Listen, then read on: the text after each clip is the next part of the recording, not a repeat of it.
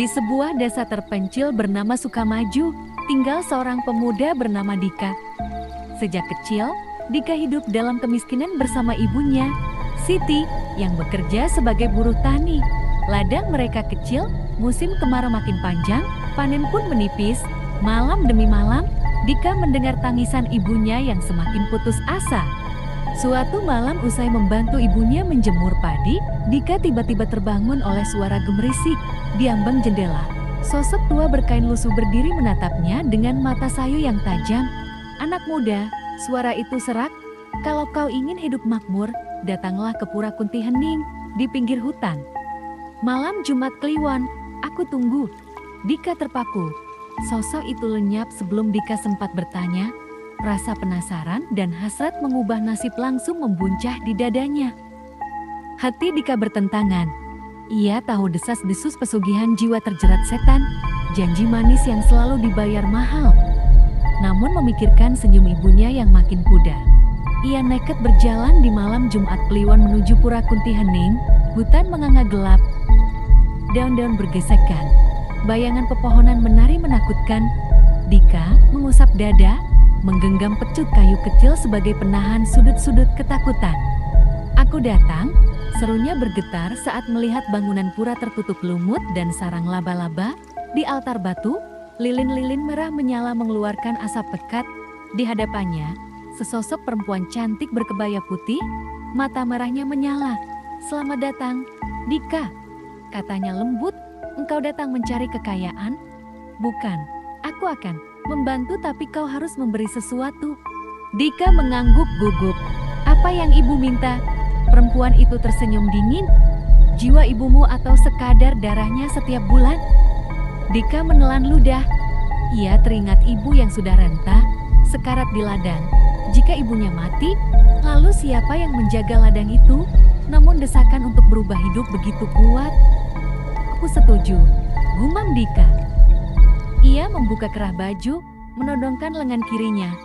Perempuan berkebaya menggoreskan kuku panjangnya, menjemput tetesan darah pertama. "Segala kekayaan akan datang, dan aku menuntut darah itu tiap bulan," ucapnya. "Jangan pernah kau ingkari janji ini."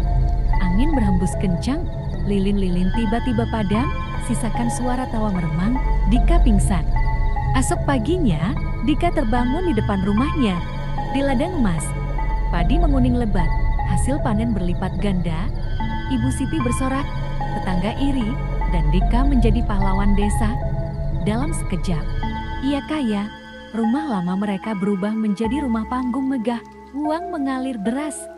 Tetapi, tiap malam Jumat Kliwon, Dika teriris-liri terbangun di hutan.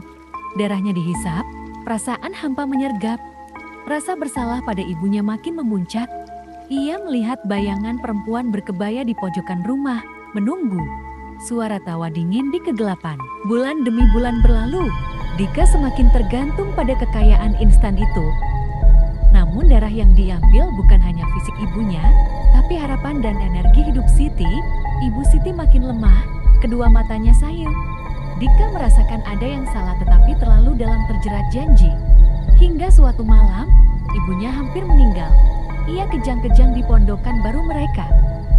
Dika panik, menjerit, memanggil perempuan berkebaya. "Tolong, batalkan kontrak ini."